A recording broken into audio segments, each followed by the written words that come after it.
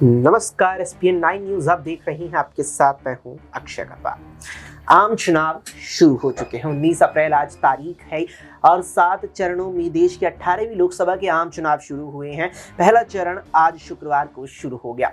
ऐसे में यहां तमाम दर्शकों को बताते चलें कि हाल में अब तक यानी 4 बजे तक जो मतदान होने की संख्या और प्रतिशत सामने आए हैं वो कुछ हद तक चौंका देने वाले हैं। उत्तर प्रदेश की बात करें तो उत्तर प्रदेश की इस समय जो सबसे हॉट सीट बनी हुई है नगीना, वहां पर शाम 4 बजे तक लगभग 55% मतदान होने की जानकारी सामने आई। इसके बाद सहारनपुर की बात करें तो वहां लगभग 62% यानी अब तक जो डेटा आया है यूपी की 8 लोकसभा सीटों में वहां सबसे ज्यादा सहारनपुर को लेकर माना जा रहा है कि अब तक यानी 4 बजे तक सबसे ज्यादा मतदान सहारनपुर में हुआ। इसके बाद आगे बढ़ते हुए बात करें अगर यहाँ मुजफ्फरनगर की तो वहां पे काफी कम अब तक मतदान देखने को मिला है। लगभग 48% मतदान लगभग 4 बजे तक देखने को मिला है उत्तर प्रदेश के या कहीं पश्चिमी उत्तर प्रदेश के मुजफ्फरनगर में। इसके अलावा रामपुर की बात की जाए तो रामपुर में लगभग 53% मतदान शाम 4 बजे तक हुआ। तो कुल मिलाकर के यहाँ जो मतदान की प्रतिशत यानी कि जितने लोगों ने अब तक मतदान डाला है वो संख्यावन निकल के सामने कई जगह चौंका देने वाला रहा। सहारनपुर में जिस तरीके से हमने आपको बताया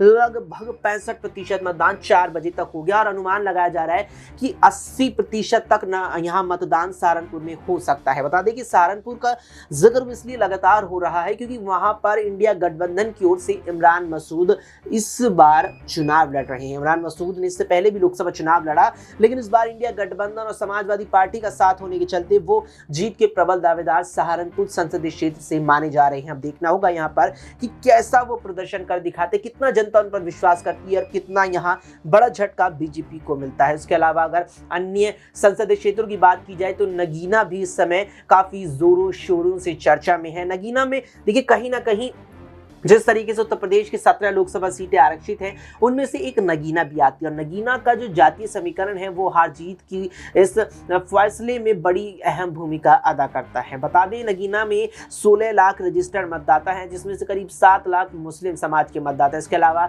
करीब 3.5 लाख दलित समाज से और शेष अन्य समाज के मतदाता नगीना में वास करते हैं। ऐसे में नगीना की बात की जाए तो यहाँ पर मुस्लिम मतदाता बहुत हद तक निर्णायक भूमिका अदा करते हैं। इसलिए कहा जाता है कि नगीना में मुस्लिम वोट बैंक को अगर अच्छे से जुटा लिया तो वो बहुत अच्छा आपको यहाँ वोट देगा और वोट इतना देगा कि चुनाव भी आपके फेवर में चला जाएगा। इसीलिए यहाँ पर चर्चा का विषय चंद्रशेखर आजाद भी है। आजाद पहली मर्तबा लोकसभा चुनाव लड़ रहे हैं, वो भी इस बार अपनी ही पार्टी की ओर से। तो दूसरी ओर इंडिया गठबंधन की तरफ से नगीना संसदीय क्षेत्र में पूर्व जज मनोज कुमार देखने को मिल रहे हैं। अब देखना है यहाँ पर कैसा मतदान रहता है और मतदान के बाद कैसा परिणाम रहता है।